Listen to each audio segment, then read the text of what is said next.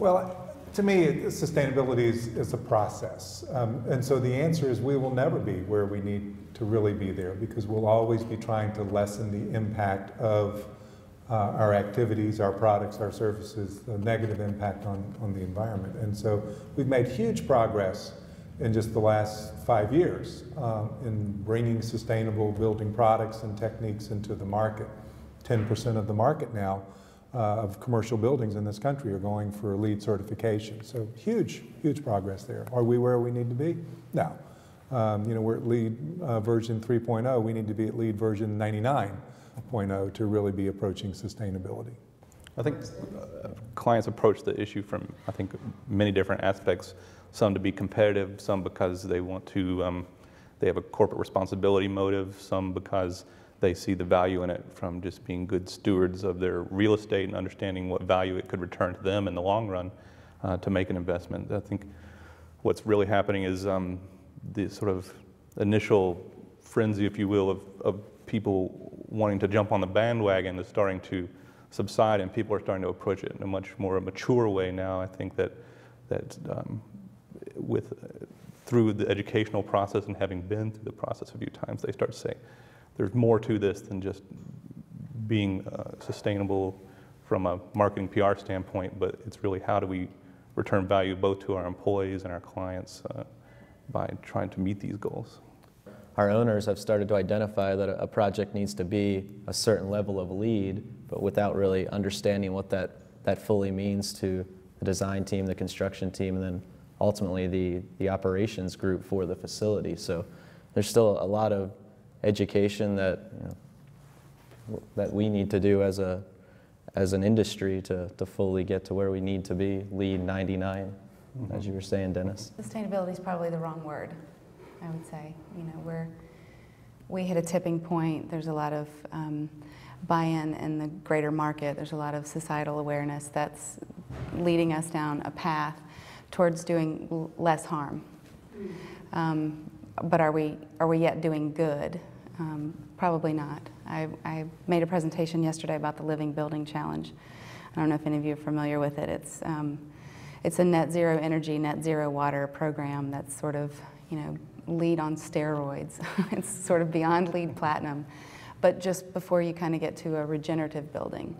So, you know, the uptake in the market of LEED and higher levels of LEED and this societal awareness sort of set the context for a program, you know, a codified program like LEED that's the Living Building Challenge. And so we're making incremental steps, but you guys all hit on it. It's a process and it's a path. Like any new initiative, it starts at a very high level. People buy into a vision, and you know, there's never an end point to sustainability. I think as time goes on, we'll get into the details of, you know, of what it means and what's working and what's not working. I think right now it's still very high level.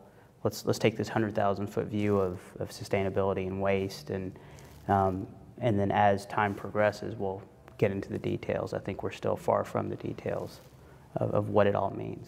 You know, the greenest product for my sports arena in Atlanta could be a very different set of criteria than what I'm going to use for a sports arena in Hong Kong or in Florida even.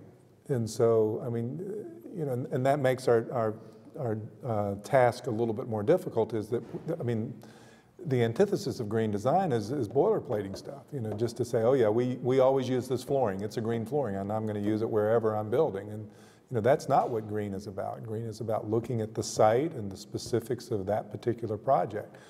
Using Georgia yellow pine for flooring is pretty darn green compared to bringing bamboo from China.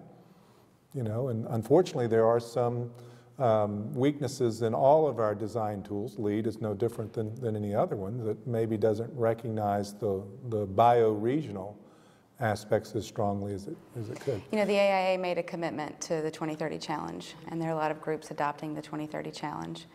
And there's a lot of question marks out there about how to get from where we are today in designing buildings to, you know, and measuring what is zero greenhouse gases and what are all of our opportunities for actually getting there.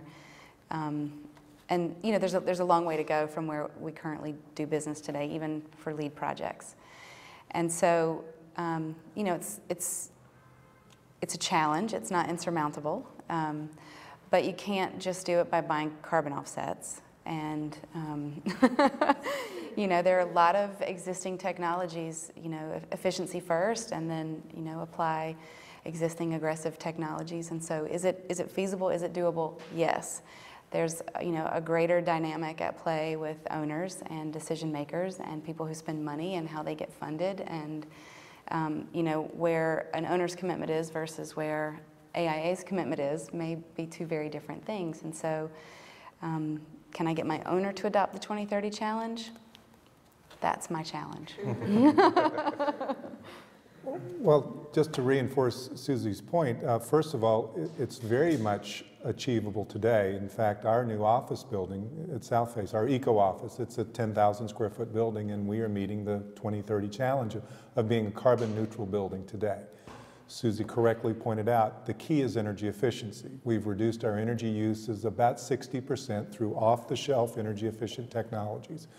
We've got a very modest solar electric array on the roof that will give us about 15 to 20% of our electrical energy needs. And then we are buying certified, and that's the key word, certified green power, meaning it's green power that an independent third party certifies comes from a renewable resource, such as wind or solar electric. And so you can do it today, and that's the important thing. It's critical that we keep in mind the why this is important. You know, climate change is impacting us today. It is a huge threat on our economy today. It's a huge threat on public health. I mean, just many, many ways that our lives are being harmed because of climate change. Buildings in the U.S. contribute almost half, roughly 48% of the greenhouse gases that drive climate change. So as an industry of people who design and build and manage construction, we have an influence over almost half the greenhouse gases that this country produces. We're never going to get on top of climate change without addressing the energy use in buildings.